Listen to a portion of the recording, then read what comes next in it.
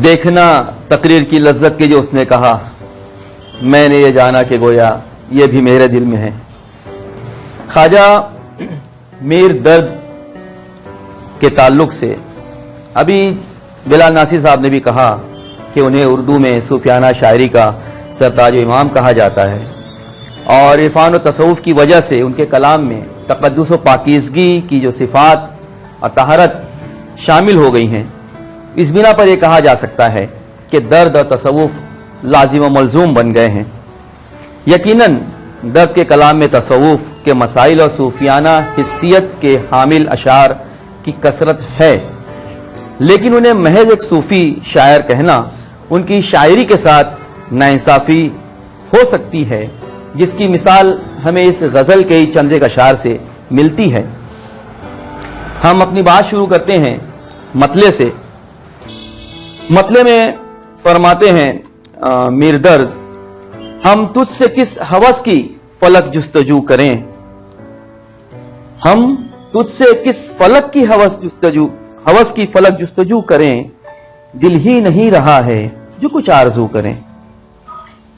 अब देखिए चंद अल्फाज के मानी पर गौर कर लें, इसलिए कि उर्दू जबान के अक्सर अल्फाज एक से ज्यादा मानी रखते हैं और वो मुतरादिफात कैसे कैसे गुल खिलाते हैं अपनी अपनी जगह पर, उनसे वाकफियत भी जरूरी है। और शेर फहमी के लिए ज़ख़ीरा अल्फाज ना हो तो बड़ी दिक्कत पेश आती है। बज़ाहिर चीजें सामने की होती हैं, लेकिन हम गौर नहीं कर पाते और जो बिल्कुल ज़ाहिरी मफहूम होता है वो हमें धोखे में मुब्तला कर देता है। ऐसे एक लफ्ज़ है हवस, जिसके बेशुमार माना दिए हैं लुगत में।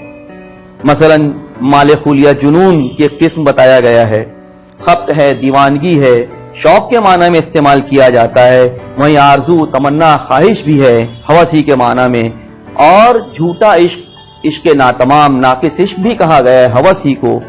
और बिल्कुल सामने का जो जाहिर मफहूम है लालच, हिर्स, तमा, ये सब हौसला, उमंग, नफसानी ख्वाहिश, ये सब हवस के मुतरादिफात हैं। हमें देखना है कि इनमें से कौन सा मानी इस शेर में मौजू उतरता होगा।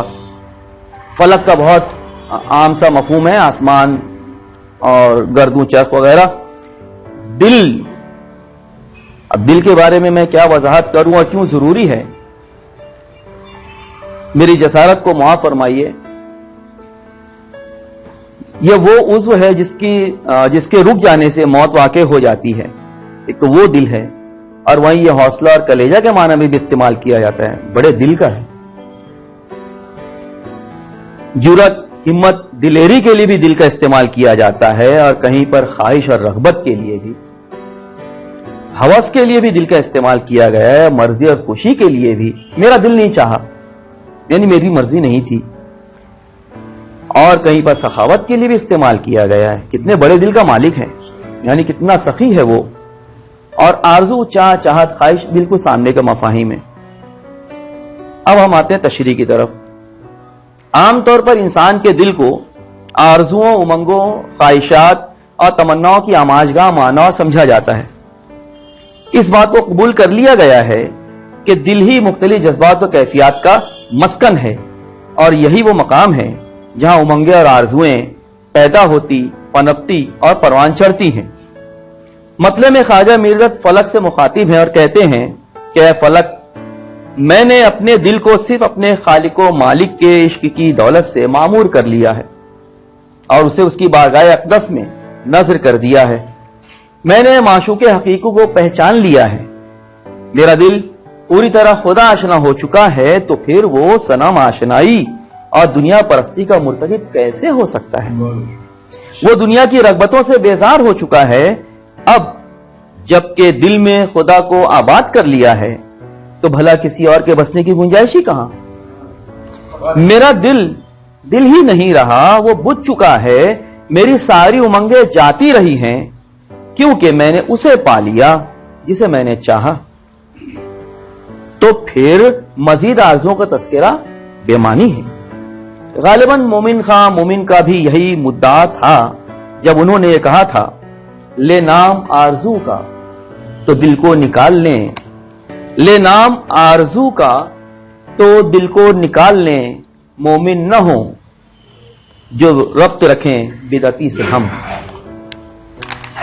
ये इश्क हकीकी से लबरेज शेर है और इससे हम इश्क मजाजी की तरफ भी मोड़ सकते हैं। जब दिल में हमने किसी एक को मकीन बना लिया है, अब किसी और के वहां बसने की कोई गुंजाइश नहीं रह जाती, चाहे वो हमारा मजाजी माशूक हो या फिर हकीकी माशूक। अगले शेर में जो मैंने जिसे तरजीह दी है दो नुस्खों के हवाले से, एक तो निसार आज़मी का मुरत्तबा नुस्खा है मुंतखबात मीर दर्द, और एक खुद मीर दर्द का तकरीबन नाकाबिले मुताला है, वो वरक गर्दानी है वो नुस्खा। बड़ी मुश्किल से मैंने उसे पढ़ने की कोशिश की। उसमें जो मुझे बहुत अच्छा लगा जो मिसरा, मैं आपके सामने वो शेर रख रहा हूं। आप चाहें तो अपने दावतनामे में दर्ज शुदा शेर में वहां इस्लाह भी कर सकते हैं और शायद आपको वो पसंद भी आएगा। मिट जाए एक दम में ये कसरत नुमाइयां, मिट जाए एक दम में ये कसरत नुमाइयां, गर आईने के सामने हम आके हू करें। अब एक आन में और एक दम में जो फर्क है शायद वो आपने महसूस कर लिया होगा। जो शिद्दत, जो बरजस्तगी एक दम में महसूस हो रही है कि कोई चीज झटके में हो गई, वो एक आन में शायद कहीं कुछ कमी से महसूस हो रही है।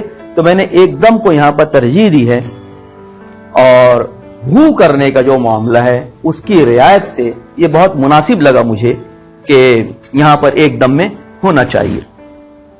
एक दम में, एक लम्हे में, फौरन, एक झटके में, बगैर किसी तामुल के, बगैर किसी रुकावट के, फौरी तौर पर कोई भी चीज हो गई। कसरत नुमाइयां यानी महबूब का खुद को मुख्तलिफ जावियों से देखना, जो सजने संवरने के लिए अपनी से जो कोशिश कर रहा है वो, और हू करना मुहावरतन अगर देखें तो डराने के माना में है, डरने के माना में है, और हू वो मखसूस ज़र्ब भी है जिसका तसव्वुफ में बड़ा दखल है।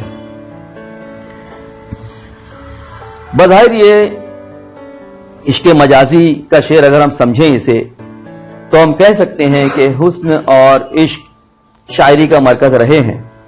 इनकी कशाकश की दास्तान हमारे शेरी सरमाए में हर तरफ बिखरी पड़ी है। जगह जगह हमें इस तरह की अशार मिलते हैं जहां हुस्न और इश्क का मामला नजर आता है। अब देखिए, अगर हम हुस्न को माशूक के माना में बरतें और आशिक को इश्क को आशिक समझें तो देखिए कि हुस्न इश्क को सताने का कोई मौका से जाने नहीं देता। वो अपनी तमाम तर रिश्वत छोड़ दें, फरिश्ते वुजू करें। बहुत बड़ा दावा है इसमें। तर दामनी गुनहगारी के माना में और शेख, पीर, मुर्शिद, बुजुर्ग के माना में इस्तेमाल होता है। लफ्ज शेख उर्दू शायरी में पीर और मुर्शिद के लिए मुस्तामल है और शेख सुनते ही हमारे तसव्वुर में एक ऐसी शबी उभरती है जो इंतहाई खुदा तरस और मजहब परस्त है। मालूम होता है कि जनाब शेख का गुनाहों से दूर दूर का भी वास्ता नहीं। मीर दर्द भी शेख साहब के इन महासिन को बनज़र तहसीन देखते हैं। ताहम वो ये दावा भी करते हैं मीर दर्द कि मैं शेख साहब ही नहीं बल्कि वो खुद भी ज़ोद व तक़वा में किसी तौर कम नहीं। शेख साहब का अपना दावा बजा है, लेकिन मैं भी वही ज़ोद व तक़वा इख्तियार करता हूं जो शेख साहब ने किया हुआ है। वो उनके यानी शेख साहब के दावाए अबूदियत के जवाब में कहते हैं कि अली मकाम आपकी बुजुर्गी बसर व चश्म, लेकिन हम भी खुदा तरसी और खुदा परस्ती में अपना मुनफरिद मकाम रखते हैं। हम लाख गुनहगार सही, हमारा दामन मासियत के छींटों से तर बतर सही, लेकिन इस तरदामनी के बावजूद खुदा की खुदाई, उसकी वहदानियत, उसकी रबूबियत और उसके जूद व सखा का जो दरिया हमारे सीने में मौजूद है, उसके तुफैल हमें यकीन वासिक है कि अगर अपना यही दामन जो गुनाहों से तर नजर आता है निचोड़ दें तो फरिश्तों जैसी मासूम और इबादत गुजार मखलूक भी को भी कोई आर ना होगा कि वो उससे वुजू कर लें। अगले शेर में थोड़ा सा किताबत का सह जो नजर आया वो देखिए, सरता कदम जबान है जू शम्मा गो के हम, जू सरता कदम जबान है जू शम्मा गो के हम, पर ये कहां मजाल जो कुछ गुफ्तगू करें। उला मिसरे को हम नस्र के अंदाज में पढ़ लें, बिल्कुल बात वाज़ेह हो जाएगी फौरी तौर पर। गो के हम शमा की तरह सरता कदम जबान है। अब देखिए मानी खुल गया यहीं पर। शमा रोशन करने के लिए उसके दरमियान मौजूद जो बल दी हुई रुई या धागा होता है जिसे बत्ती कहा जाता है, हमने उसे बचपन में अपने घर में वात भी सुना है, उसी को हम हिंदी में बात भी कहते हैं, और वही रोशन की जाती है। शमा रोशन करने के लिए उसी को जलाया जाता है। रोशन हो जाने के बाद शमा की लौ जिस तरह लपकती है, उस बुनियाद पर उसे शमा की जबान भी कहते हैं। वही बत्ती जो अब रोशन हो चुकी है वो शमा की लौ यानी उसकी जबान बन गई है। और शमा के जलकर पिघलने को शायरी की जबान में इजहार गम से ताबीर किया गया है। वो पिघल नहीं रही है, महसूस होता है, ये कहा जाता है कि शमा अपना दर्द अपना गम बयान कर रही है। वो पिघलते हुए मोम के कतरे नहीं, उसके आंसू हैं जो ढलक रहे हैं। गोया शमा पिघल कर अपने गम का इजहार कर रही है। शायर अपने पूरे वजूद को किसी ऐसी ही एक शमा से तशबीह दे रहा है, यानी शायर सरतपा गम की मुजस्सम तस्वीर है। दोनों की जाहिरी हालत उनकी अंदरूनी कैफियत को बयान करे। दोनों गम से लबरेज हैं, एकदम भरे हैं, बस छलका जा रहा है गम शमा के पिघलने की सूरत में। लेकिन शायर ने दोनों के दरमियान एक फर्क पैदा कर दिया है, शमा और खुद की जात में। वो फर्क देखिए, वो कहता है कि शमा रोशन होकर पिघलते हुए अपना गम तो बयान करने में कामयाब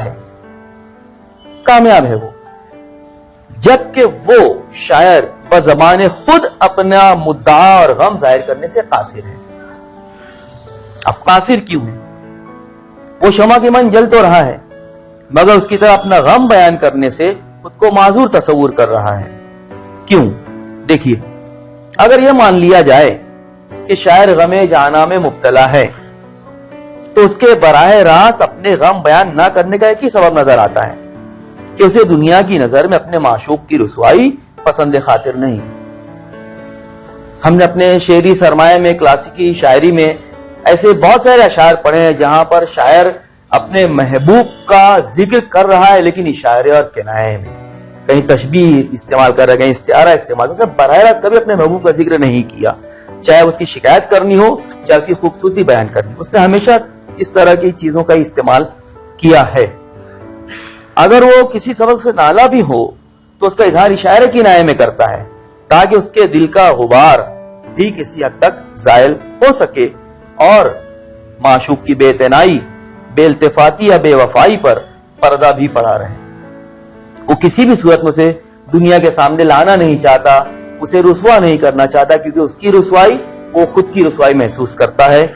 इस वजह से वो खुलकर अपना मुद्दा बयान नहीं कर पा रहा है। जो दूसरे मिसरे का पहला टुकड़ा है, पर ये कहां मजाल हिम्मत जुरत से, शायद हम इसे शायर की कम हिम्मती समझें, लेकिन हम इसे शायर की कम हिम्मती पर महमूल नहीं बल्कि उसकी मोहब्बत की मेराज समझें, क्योंकि वो उसे बहरहाल अपने माशूक का पर्दा रखना है दुनिया की नजर में।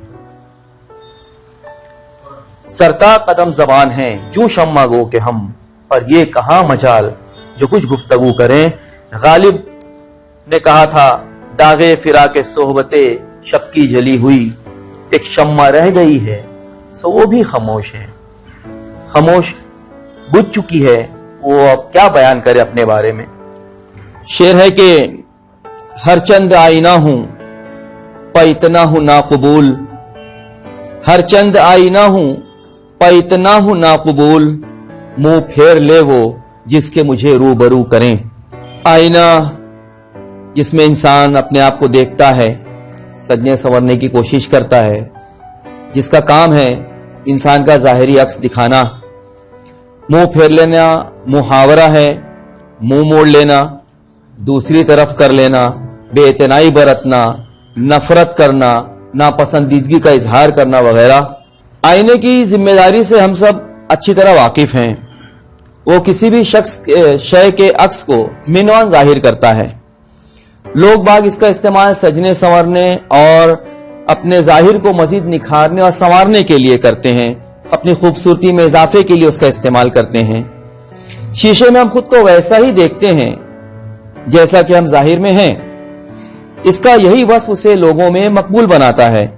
लेकिन मीर दर्द इस शेर के हवाले से अपने वजूद को आईना बता रहे हैं, मगर उन्हें इस बात का मलाल भी है कि उन्हें वैसी मकबूलियत नसीब नहीं हुई जैसी कि जाहिरी सूरत दिखाने वाले शीशे को है। दरअसल शायर की जात इस कदर मुजल्ला और मुसफ़ा है कि उसमें इंसान का जाहिर ही नहीं बल्कि उसका बातिन भी नजर आता है। वो बातिन जो बुग़्ज़, इनाद, कीना, कपट, जलन, शर, शरारत, हसद वगैरह से ममलू है और रियाकारी और सियाकारी से अटा पड़ा है।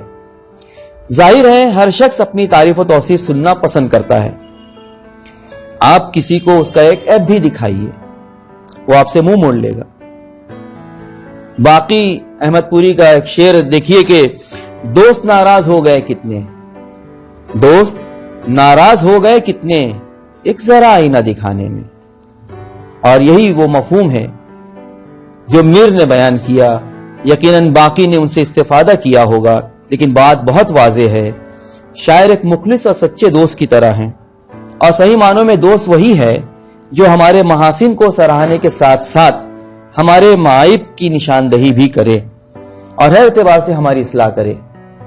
अगर कोई हमारे उयूब और हमारी कमियों, कोताहियों और खामियों को सलीके से पेश करता है, सलीके से जाहिर करता है, तो हमारा भी फर्ज है कि हम खुद में सुधार पैदा करें। शायर का मंशा और पैगाम भी यही है कि लोग उनसे मुंह ना फेरें, उनसे नफरत या नापसंदीदगी का इजहार ना करें, बल्कि अपनी इस्लाह करें। और इसीलिए उन्होंने कहा, हर चंद आईना हूं पर इतना हूं नाकबूल, मुंह फेर ले वो जिसके मुझे रूबरू करें। हमें कोशिश अपनी इस्लाह की करनी चाहिए अगर कोई हमें आईना दिखाता है, लेकिन बात वही है कि उसमें सलीका भी हो। जैसा कि बिलाल सर ने शुरू में कहा था, सलीका ये होना चाहिए अपनी बात कहने में, बुरी भी हो तो बुरी ना लगे। अलबत्ता शायर ने यहाँ पर अपने मलाल का इजहार कर दिया और हमें कोशिश करनी है कि हम उनसे मुंह ना फेरें और उनके हवाले से हर उस शख्स के साथ हम यही सलूक रखें अगर वो हमारी इस्लाह करना चाहता है और उसमें अगर वो मोतदिल अंदाज इख्तियार करता है, तो हमें चाहिए कि हम अपने आप को सुधारें, अपनी इस्लाह करें, इसलिए कि हम अपनी जात के हवाले से दूसरों की इस्लाह का सबब भी बन सकते हैं।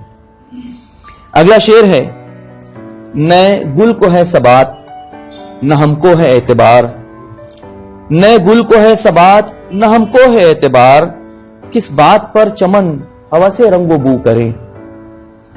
सबात पायदारी, इस्तिकलाल, इस्तिकरार, इस्तेहकाम, साबित कदम रहना, अपनी बात पर डटे रहना, अड़े रहना। चमन से मुराद दुनिया, रंगोबू खूबसूरती, रौनक, कर्रोफर, शान व शौकत, जाहो जलाल, एतबार भरोसा।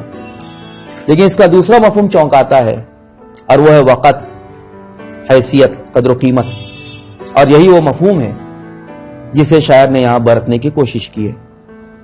शायर दुनिया की बेसबाती का जिक्र करते हुए कहता है कि चमनजारों में खिले हुए हफ्त रंग फूलों की फबन, उनकी दिलावेजी, खुशबू और उनकी नजाकत अफसोस लाफानी नहीं बल्कि फना की अवली शक्ल है। एक मुख्तसर मुद्दत तक गुलिस्तानों को अपने वजूद की दिलकशी से मुज़य्यन करना और अपनी तरबेजी से मुशामे जहां को मुअत्तर करना और उसके बाद मुरझा जाना, लालाजारों की खाक में मिल जाना, इनकी जिंदगी की मेराज और इनका मुकद्दर है। किसी तरह दुनिया भी फानी है, हमें भी अपनी जिंदगी पर इख्तियार कहां है। हम भी अपनी हयात बेसबात की रौनकों से कब तक लुत्फानंदोज हो सकेंगे। हमारी पुरतायुश जिंदगी ये ऊंचे ऊंचे महल्लात, जा बजा बिखरी पड़ी आसाइशें, शान व शौकत, जाहो जलाल, कर्रो फर, انہیں بھی تو دوام حاصل نہیں ہے. ان سب کی کیا وقت رہ گئی؟ جب یہ دنیا ہی فنا ہو جائے گی, سب کچھ ختم ہو جائے گا, تو یہ سب کہاں بچے گا؟ تو پھر ہم کس بوتے پر اپنے حال میں مست اور مستقبل سے بے نیاز ہیں؟ عاقبت سے اتنی بے تنائی کیوں؟ زندگی کے گزرتے ہوئے فانی لمحات و لیل و نہار ہماری چند روزہ حیات مستعار کو مسلسل اور بھی مختصر کیے جا رہے ہیں. شاعر نے یہ راز پا لیا ہے, کاش ہم بھی عاقبت اندیش ہو جائیں. اور اب بات مقتے پر آتی ہے. مقتے کا شعر ہے اپنی یہ صلاح کہ سب زاہدان شہر, ہے اپنی یہ صلاح کہ سب زاہدان شہر, اے درد آ کے بیعت دستے سبو کریں. زاہد یعنی دنیا سے رغبت نہ رکھنے والا, متقی, پرہیزگار, انتہائی درجے کا عابد. بیعت کرنا, عہد و پیمان کرنا, وعدہ کرنا, اطاعت گزاری کا اقرار کرنا. سبو کہتے ہیں گھڑے کو, مٹکا یا چھوٹی سراہی جس میں کبھی میکشی کے لیے شراب پیش کی جاتی تھی بھر کر. اور اسی سے فارسی میں ایک ترکیب مستعمل ہے, سبو بدوش, یعنی کندھے پر گھڑا اٹھائے ہوئے. اگلے وقتوں میں ساقی اپنے کندھے پر چھوٹا گھڑا یا سراہی اٹھا کر میخانے میں گشت کیا کرتے تھے, اور کہیں سے کوئی آواز آتی تھی, مجھے اقبال سر یاد آ گئے, یہاں سے پہلے, یہاں سے پہلے, تو ساقی فوراً اس میکش کی طرف جاتا تھا اور اپنی اس سراہی سے اس کا جام بھرتا تھا, اور وہ میکش اپنی تشنہ لبی اور کو دور کرتا تھا, اپنے ہونٹ گیلے کرتا تھا, اپنے حلق کو تر کرتا تھا. یہاں مراد ساقی ہے سبو بدوش سے, اور شاعری میں ساقی معشوق کے لیے استعمال ہوتا ہے. اور وہیں سے سبو بدوش سے میر درد نے اپنی قادر الکلامی کا مظاہرہ کیا اور ترکیب نکالی دستے سبو, یعنی ساقی کا ہاتھ. اب دیکھیے میر درد کے بارے میں ابھی ہم نے اس سے پہلے بلال سر کی زبانی بھی سنا, اور ہم سب تھوڑا بہت پہلے سے جانتے بھی ہیں کہ وہ ایک صوفی گھرانے سے تعلق رکھتے ہیں. ان کے والد خواجہ ناصر اندلیب خود انتہائی درجے کے صوفی منوش گزرے ہیں, اور تصوف درد کو وراثت میں ملا ہے ان سے. شاعر اپنی صوفیانہ زندگی کے گزرتے شب و روز سے مطمئن ہے, مسرور ہے. وہ چاہتے ہیں کہ دیگر افراد بھی ان کا مشرب اختیار کریں عبادت میں, زہد و تقوی میں. ایسا نہیں ہے کہ وہ زہد و تقوی اختیار کرنے والے تنہا ہیں, بلکہ انہیں اعتراف ہے کہ شہر میں اور بھی زاہد و عابد ہیں جو دعوی ابدیت کرتے ہیں, لیکن ان کے اور ان کے دعوے میں بیعت کا فرق ہے. بات بالکل واضح ہے کہ جب انسان کسی کام کے کرنے کا وعدہ کر لیتا ہے تو ہر حال میں اسے انجام دیتا ہے, ہر حال میں. ایسے ہی جب کوئی شخص کسی کی اطاعت گزاری کا وعدہ کر لے گا تو کسی بھی طرح کے اسباب و علل اس کے حفاظت میں مانے نہیں ہوں گے. یہی سبب ہے کہ میر درد زاہدان شہر کو ساقی کے ہاتھ پر بیعت کرنے کہہ رہے ہیں, گویا معرفت کا جام اٹھانے کی دعوت دے رہے ہیں. اگر ساقی سے مراد ساقی ازل یعنی اللہ جل شانہ لیں, یا ساقی کوثر حضرت محمد مصطفیٰ صلی اللہ علیہ وسلم مراد لیں, تو خواجہ میر درد کا شعر خالص معرفت کا بہترین شعر ہے. اور یہیں پر میں اپنی بات مکمل کرتا ہوں.